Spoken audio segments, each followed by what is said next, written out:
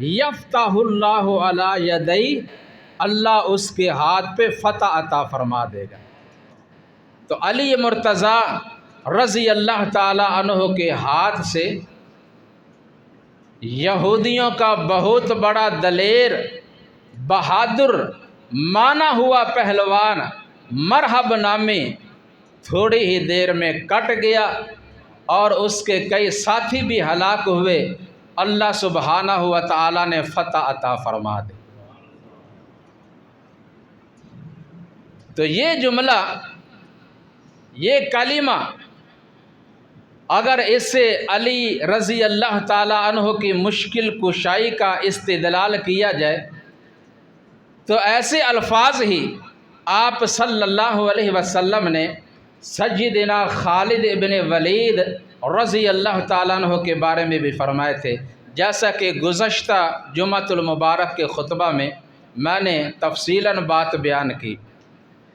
آپ صلی اللہ علیہ وسلم نے منبر پہ ارشاد فرمایا تھا کہ جھنڈا زید بن حارثہ نے پکڑا، شہید ہو گئے۔ ان کے بعد جعفر ابن ابی طالب نے پکڑا، وہ بھی شہید ہو گئے۔ ان کے بعد عبداللہ ابن رواحہ نے پکڑا، وہ بھی شہید ہو گئے۔ اور پھر جھنڈا اللہ کی تلواروں میں سے ایک تلوار نے پکڑا، ففتح اللہ، جب اس نے مقابلہ کیا اللہ نے فتح عطا فرما دی۔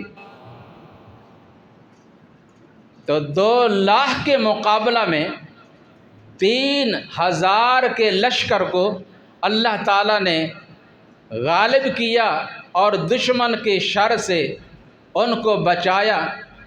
تو کیا کبھی کسی نے کہا ہے خالد ابن ولید المدد، مشکل کشا؟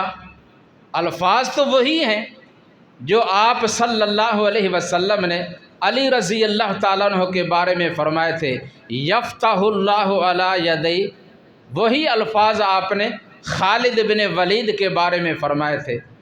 تو نہ خالد ابن ولید مشکل کشا، مددگار، اور نہ ہی علی مرتضیٰ حاجت روا، مشکل کشا، مددگار کون؟ اکیلا اللہ ہی، جن کو مدد کے لیے انہوں نے پکارا، جن کی اللہ نے مدد فرمائی۔ تو اچھا، اس کے بعد یعنی غزوہ خیبر کے بعد تقریباً 5 سال خود رسول اللہ صلی اللہ علیہ وسلم اس دنیا میں زندہ رہے۔ کبھی آپ نے نہیں فرمایا تھا کہ علی نے خیبر فتح کیا ہے لہٰذا ان کو مدد کے لیے پکارا کرو، حاجت روا اور مشکل کشا کہا کرو، نہیں۔ اور نہ ہی کبھی زندگی میں خود علی رضی اللہ تعالیٰ عنہ نے یہ فرمایا، کبھی حکم نہیں دیا کہ میں فاتح خیبر ہوں لہٰذا مدد کے لیے اور مشکل کے اوقات میں مجھے پکارا کرو، مجھ سے مدد مانگا کرو۔ وہ تو زندگی میں لوگوں کو توحید سکھاتے رہے، غیروں سے ہٹا کر ایک اللہ کے در پہ بلاتے رہے، اس لیے اللہ کے مخلوق میں سے کوئی ایک بھی حاجت روا اور مشکل کشا نہیں، مشکل کشا صرف اور صرف اکیلا اللہ ہے۔ تو علی رضی اللہ تعالیٰ عنہ کے صرف خیبر کے اندر ہی نہیں اور کئی میدانوں میں ان کے بڑے عظیم کارنامے ہیں، جرت اور بہادری کی بڑی داستانیں ہیں۔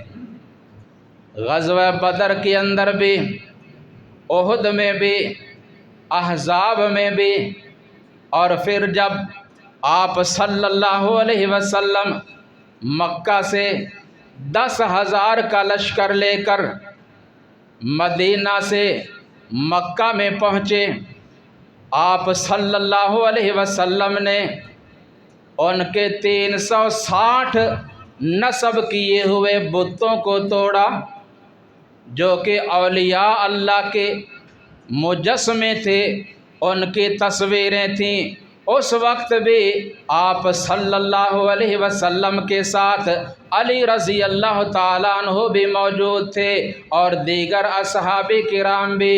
आपने इनको अपने साथ मिलाकर उन सब को तोड़ा, अल्लाह के घर को बुतों से पाक किया और ऐलान फरमाया जैसा कि अल्लाह ने हुक्म दिया, वक़ुल जाअल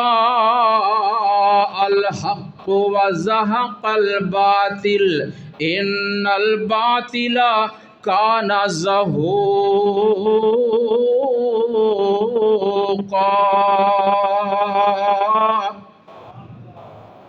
लोगों सुन लो, अब हक आ गया, बातिल चला गया, बातिल है ही चला जाने वाला।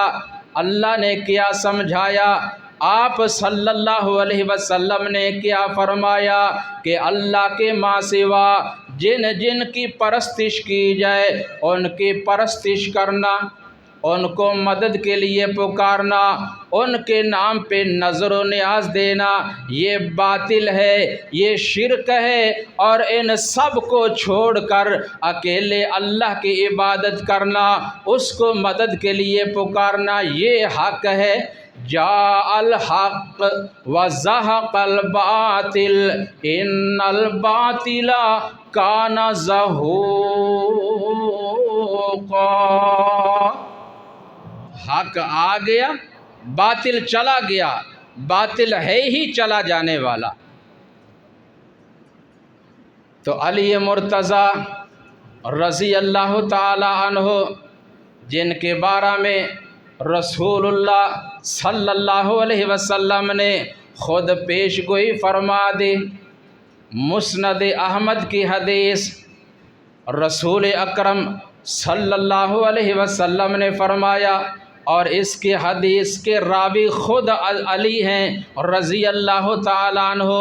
आपने फरमाया था कि ऐ अली, इन्ना फ़ीका मसलुम मिन ईसा, तेरी मिसाल भी मसीह ईसा इब्ने मरियम अलैहिस्सलाम जैसी है। ये किसने फरमाया? मुहम्मदुर रसूलुल्लाह सल्लल्लाहु अलैहि वसल्लम ने। ऐ अली, तेरी मिसाल भी मसीह ईसा इब्ने मरियम जैसी है। वो कैसे? अब गज़तहुल यहूद हत्ता बहतु उम्महु, यहूदियों ने उनके साथ बुग़्ज़ किया और मुखालफत में, अदावत में इतने आगे बढ़ गए कि उनकी माँ मरियम पर बुहतान लगा दिया। व अहब्बतहुन नसारा, और ईसाइयों ने हद से बढ़कर उनसे मोहब्बत की, वो बुग़्ज़ में बढ़ गए और ये अक़ीदत में, मोहब्बत में आगे बढ़ गए, हत्ता कि उन्हें अब्दुल्ला से इब्नुल्लाह करार दे दिया, अल्लाह का बेटा कह दिया। उसे और उसकी माँ मरियम को अल्लाह के साथ और इलाह बना लिया, माबूद बना लिया और मुश्किल कुशा हाजत रवा समझ लिया। तो इसके बाद ख़ुद अली रज़ी अल्लाह ताला अन्हु फरमाते हैं इसी हदीस के साथ कि यहलिकु फ़िय्या रजुलान, मेरे बारे में ये दोनों तरह के नज़रिया रखने वाले लोग हलाक होंगे। मेरे मुतालिक ये दोनों किस्म के लोग क्या होंगे? हलाक होंगे। यहलिकु फ़िय्या, कौन कौन? मुहिब्बुम मुफ़रित, मोहब्बत में आगे बढ़ जाने वाला, बहुत ज़्यादा मोहब्बत करने वाला। दीगर अल्फाज में मुझे हाजत रवा और मुश्किल कुशा कहने वाला और अल्लाह का जुज़ करार देने वाला। अपने तौर पे तो ये मोहब्बत और अक़ीदत के दावेदार हैं, लेकिन ख़ुद हज़रत अली फरमाते हैं ये लोग हलाक होंगे। और दूसरे مجھ سے بغض رکھنے والے وہ بھی کیا ہوں گے؟ ہلاک ہوں گے۔ تو سیدنا علی رضی اللہ تعالیٰ عنہ کی زندگی میں یہ دونوں قسم کے لوگ گزرے، ایک خوارج کا گروہ اور ایک روافض کا۔ خوارج وہ کہ جب سیدنا علی رضی اللہ تعالیٰ عنہ نے ام المؤمنین سیدہ عائشہ رضی اللہ تعالیٰ عنہ کے ساتھ صلح کر لی اور جنگ صفین سے اپنی فوج کو واپس بلا لیا، اور جب تحکیم کا مسئلہ پیش آیا، کچھ لوگوں کی کمیٹی بنائی گئی کہ جو وہ فیصلہ کریں گے فریقین دونوں جماعتیں اسے تسلیم کریں گی۔ تو کچھ لوگ سیدنا علی رضی اللہ تعالیٰ عنہ کی جماعت سے الگ ہو گئے، نکل گئے، اور وہ خوارج کہلوائے، اور انہوں نے سیدنا علی رضی اللہ تعالیٰ عنہ کے ساتھ بہت زیادہ بغض کیا، بڑی نفرت کی، اور لوگوں کو ان کے خلاف بھڑکایا، اور ان کا نعرہ یہ تھا ان الحکم الا للہ، حکومت تو اللہ کی ہے، حاکم اللہ ہے، علی نے انسانوں کو منصف اور حاکم مقرر کیا تو ہم اس کو تسلیم نہیں کرتے۔ جسے سن کر سیدنا علی رضی اللہ تعالیٰ عنہ نے فرمایا کلمۃ حق ارید بہا الباطل، اگرچہ یہ جملہ، یہ کلمہ صحیح ہے، حق ہے، لیکن اس کے ساتھ ان کا مقصد جو ہے وہ باطل ہے۔ حاکم تو اللہ ہے، لیکن اللہ نے آسمان سے زمین پر آ کر خود تو نہیں فیصلے کرنے اپنے بندوں کے درمیان، اللہ نے بندوں کو مقرر کیا ہے اپنا دین سمجھانے کے لیے، پہنچانے کے لیے، اس کتاب کے مطابق فیصلے کرنے کے لیے۔ لیکن وہ لوگ نفرت میں، بغض میں آگے بڑھتے گئے اور لوگوں کو گمراہ کر رہے تھے۔ مجبور ہو کر سیدنا علی رضی اللہ تعالیٰ عنہ کو ان کے ساتھ بھی ایک جنگ کرنا پڑے جو کہ جنگ نہروان کے نام سے مشہور ہے، جس میں خوارج کے تقریباً ہزاروں لوگ قتل ہوئے، 2000 کے قریب وہ لوگ قتل ہوئے، لیکن اپنے بات سے باز نہ آئے، اور بالآخر ان کے 3 آدمی ایک دفعہ مکہ کے اندر بیت اللہ میں بیٹھتے ہیں اور پروگرام بناتے ہیں۔ کیا کہتے ہیں کہ ہم ان 3 لوگوں کو نا قتل کر دیتے ہیں تو امن قائم ہو جائے گا، امیر معاویہ، عمر ابن عاص اور علی مرتضیٰ رضی اللہ تعالی عنہ۔ علی رضی اللہ تعالیٰ عنہ کو شہید کرنے کی ذمہ داری لی عبد الرحمن ابن ملجم نے، اور اس کو وہ بڑا بہترین اور عظیم عمل سمجھ رہے تھے۔ کہہ رہے تھے اس وقت لوگ پریشانی کا شکار ہیں، لڑائیاں ہو رہی ہیں، جھگڑے ہو رہے ہیں، قتل و غارت ہو رہی ہے، جب یہ تینوں لوگ قتل ہو جائیں گے نا تو امن و امان قائم ہو جائے گا۔ یہ ان کی سوچ، اور اس وقت خوف، بد امنی اور پریشانی بڑے عروج پہ جا رہی ہے۔ حالات کیسے ہیں؟ ہر بندہ، ہر فرد و بشر پریشانی ہے، مہنگائی مہنگائی مہنگائی، بجلی مہنگی، پٹرول مہنگا، چینی مہنگی، دیگر اشیاء خرید و فروخت سے باہر ہیں۔ کیا کریں؟ آمدن کم اور اخراجات بہت زیادہ بچوں کو کھانا کھلائیں یا بل ادا کریں، یہی حال ہے نا، ہر بندہ پریشان ہے۔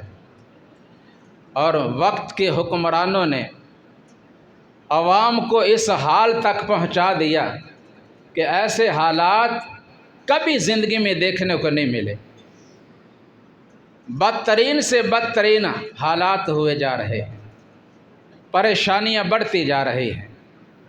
اللہ ان حکمرانوں کو بھی ہدایت عطا فرمائے، لیکن مسلمانوں احتجاج بھی کریں ایک مناسب طریقے سے، آواز بھی اٹھائیں، ہم بھی اٹھاتے ہیں۔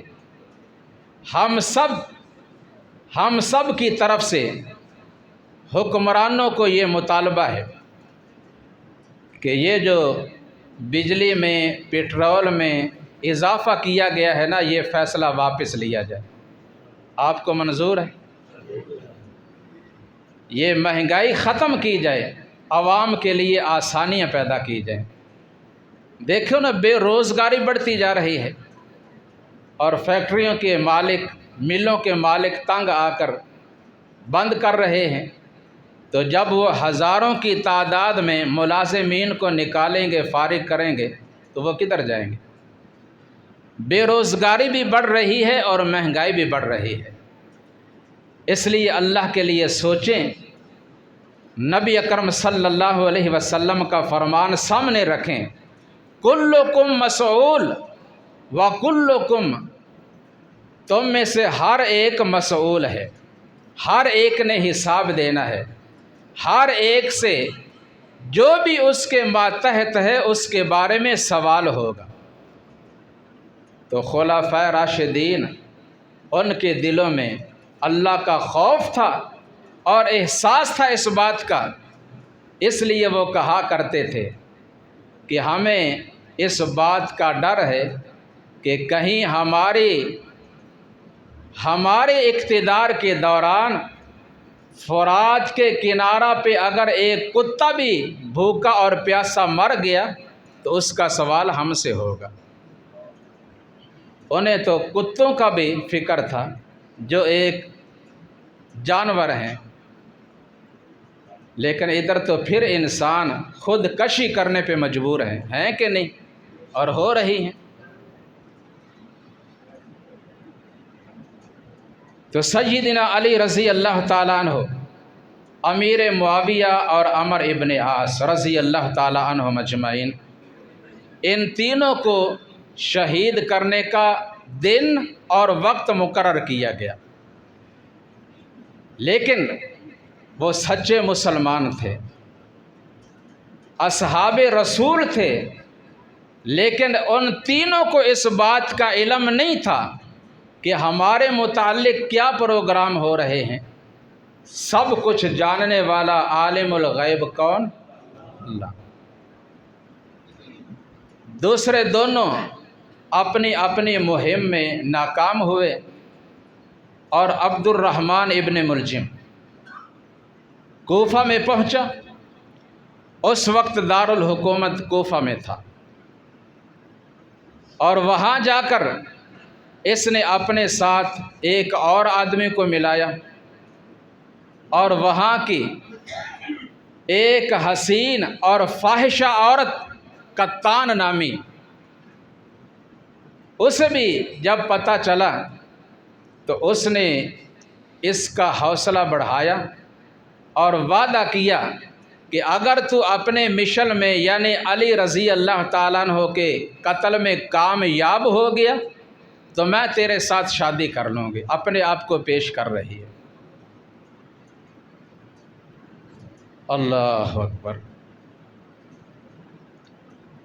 تو وہ دو آدمی تلواریں لے کر مسجد کے دروازہ کے پیچھے چھپ جاتے ہیں، اور ادھر امیر المؤمنین خلیفۃ المسلمین سیدنا علی مرتضیٰ شیر خدا رضی اللہ تعالیٰ عنہ اپنے گھر سے نکلے، اللہ کے گھر کی طرف آ رہے ہیں۔ اللہ کی بارگاہ میں अपना सर झुकाने के लिए, नमाज अदा करने के लिए कौन आ रहे हैं?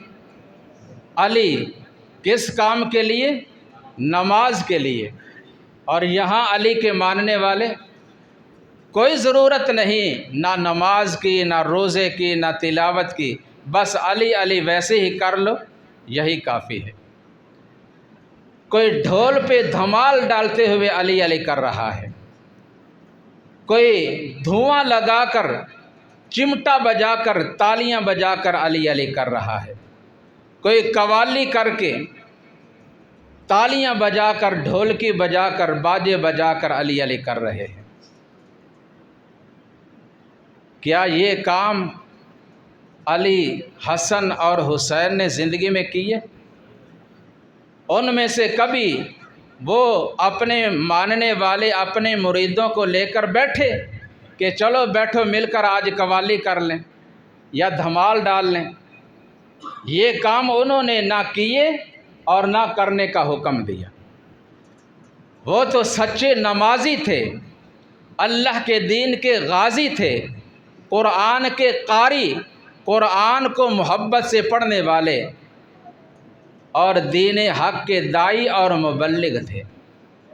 इन कामों में से उन्होंने ये काम नहीं किए जो लोग करते हैं। और फिर गज़ब की बात कि ये ममनू काम जो शरीयत के अंदर करने हराम है, जो अली और नबी सल्लल्लाहु अलैहि वसल्लम ने नहीं किए बल्कि उनसे मना किए, उन कामों को करके इबादत समझा जा रहा है। और हमारे पास वीडियो मौजूद है। अगर किसी ने जन्नत में जाना हो तो वो धमाल डाले। वो क्या करे? धमाल डाले। जिसने जन्नत में जाना हो वो धमाल डाले। और धमाल डाल रहे हैं लोग उसके इर्द गिर्द, मर्द भी डाल रहे हैं, औरतें भी डाल रही हैं इकट्ठे, मर्द भी और औरतें भी। और फिर वो कहने वाला कहता है कि जिसने धमाल ना डाली वो अली का मुनकिर है, और अली का मुनकिर कभी जन्नत में नहीं जाएगा। तो अली का मानने वाला उनके नज़दीक वो है, मर्द हो या औरत, जो धमाल डाले और नाच नाच कर लोगों को दिखाए।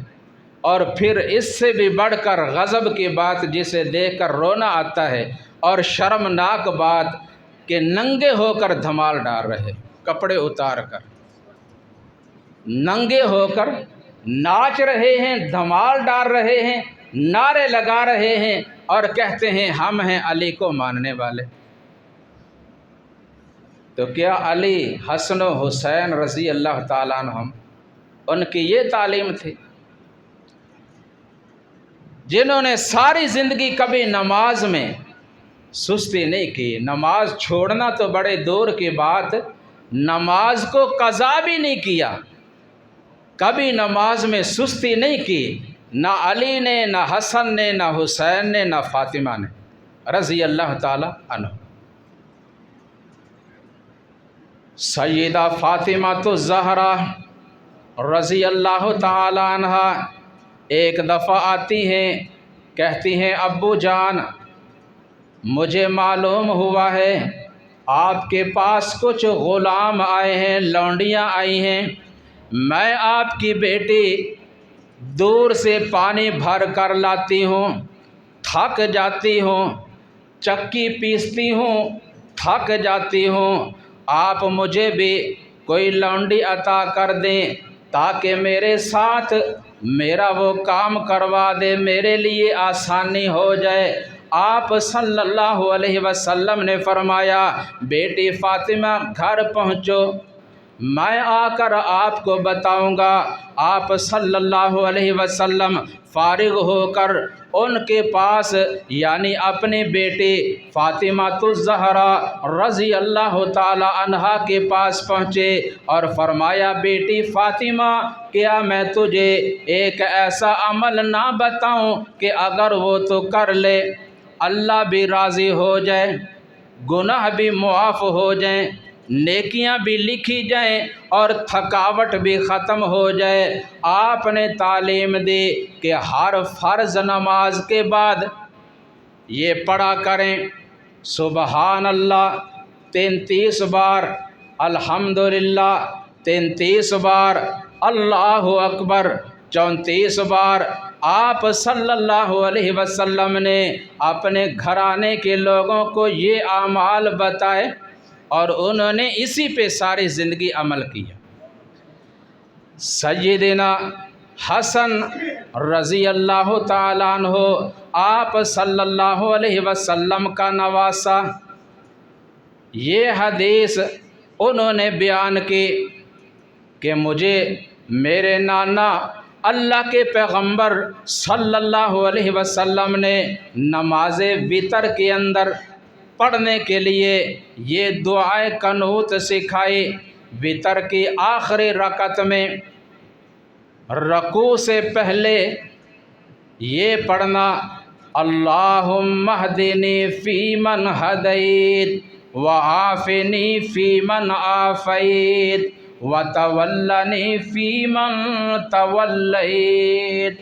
عام لوگوں کو بس وہ دوسری دعا ہی یاد ہے، اللہم انا نستعینک ونستغفرک، صرف وہی پڑھتے ہیں، لیکن یہ دعا اس کی سند بالکل صحیح اور روایت کرنے والے نواسہ رسول حسن ابن علی رضی اللہ تعالیٰ عنہ کہ میرے نانا نے نماز وتر میں پڑھنے کے لیے مجھے یہ دعا سکھائی، اللہم اہدنی فیمن ہدیت وعافنی فیمن عافیت وتولنی فیمن تولیت وبارک لی فیما اعطیت وقنی شر ما قضیت فإنک تقضی ولا یقضی علیک انہ لا یذل من والیت ولا یعز من عادیت تبارکت ربنا وتعالیت۔ یہ دعا حضرت حسن نے بیان کی نماز وتر میں پڑھنے کے لیے، اور اللہ نے ہمیں توفیق عطا فرمائی، ہم خود بھی پڑھتے ہیں، اپنے بچوں کو بھی سکھاتے ہیں اور وہ بھی پڑھتے ہیں۔ تو حضرت علی سب کہو رضی اللہ تعالیٰ عنہ نماز فجر ادا کرنے کے لیے ماہ رمضان کی 17 تاریخ کو کوفہ کی جامع مسجد میں تشریف لا رہے ہیں، اور دروازہ کے پیچھے چھپے ہوئے دشمن جب حضرت علی قریب آئے، انہوں نے دروازے کے پیچھے سے نکل کر اچانک حملہ کر دیا، تلوار کے وار کر دیے۔ یہ تلوار لگنے سے سیدنا علی رضی اللہ تعالیٰ عنہ ان کے سر میں تلوار لگی، زخمی ہو کر زمین پہ گرے، بے ہوش ہو گئے، اٹھا کر گھر لے جایا گیا، اور کافی دیر گزر جانے کے بعد جب ہوش میں آئے تو فرمانے لگے میرے اوپر حملہ کرنے والا میرا دشمن، اس کا کیا بنا؟ بتایا گیا اسے گرفتار کر لیا گیا ہے، آپ نے حکم دیا کہ اس کو اپنے پاس رکھو، کھانا بند نہیں کرنا، پانی بند نہیں کرنا، اسے کھانا کھلاؤ، پانی پلاؤ۔ اگر اللہ نے مجھے شفا دے دی، میں بچ گیا، میں خود اپنے بارے میں فیصلہ کر لوں گا کہ اس کو سزا دینی ہے یا معاف کرنا ہے، لیکن اگر میں نہ بچ سکا تو جس طرح مجھ پہ اس نے حملہ کیا ہے اسی طرح اسی تلوار کے ساتھ اس کا کام تمام کر دینا۔ حضرت علی کی وصیت کتنی اچھی کہ اپنے حملہ آور پر، اپنے دشمن پر بھی ظلم اور زیادتی نہیں کرنے، اسے کھانا کھلاؤ، پانی پلاؤ۔ اور آج مخالفین کے ساتھ کتنا برا سے برا سلوک کیا جاتا، معاف کرنے کے لیے کوئی تیار ہے نہیں۔ بہرحال جب حضرت علی رضی اللہ تعالیٰ عنہ دیکھتے ہیں کہ بچنا مشکل ہو گیا ہے، اب ان قریب میں اس دنیا فانی سے جانے والا ہوں، اپنے تمام 14 بیٹوں کو اور 16 بیٹیاں تھیں ان کو بلایا، وصیت کی۔ کیا وصیت؟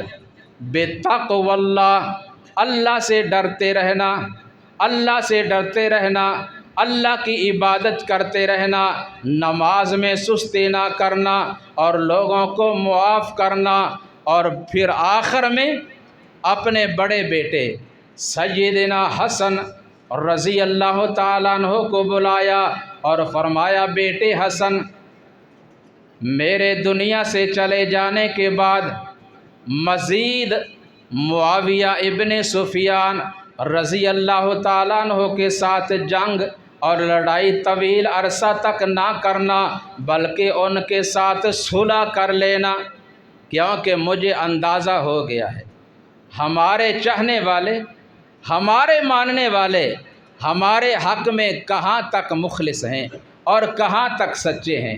یہ غدار اور بے وفا لوگ ہماری جماعت میں چھپے ہوئے ہیں، اور ان کے الفاظ اگر ہم درختوں اور پہاڑوں کی تعداد کے برابر بھی لشکر لے کر امیر معاویہ کے خلاف میدان میں پہنچیں، پھر بھی ہم غالب نہیں آ سکتے۔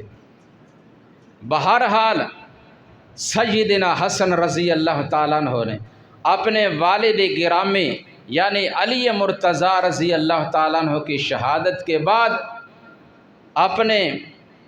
اپنی جماعت کے لوگوں سے بیعت لی، لیکن اس شرط پر کہ جس کے ساتھ میں لڑوں گا اس کے ساتھ تم بھی لڑو گے، اور جس کے ساتھ میں صلح کروں گا اس کے ساتھ تم بھی صلح کرو گے۔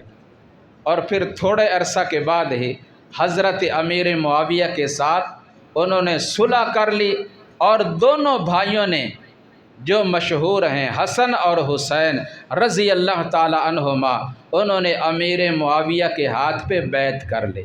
جب انہوں نے بیعت کر لی، دوسرے بھائیوں نے بھی کر لی، اور جو صحیح مسلمان تھے ان سب نے امیر معاویہ رضی اللہ تعالیٰ عنہ کے ہاتھ پر بیعت کر لی۔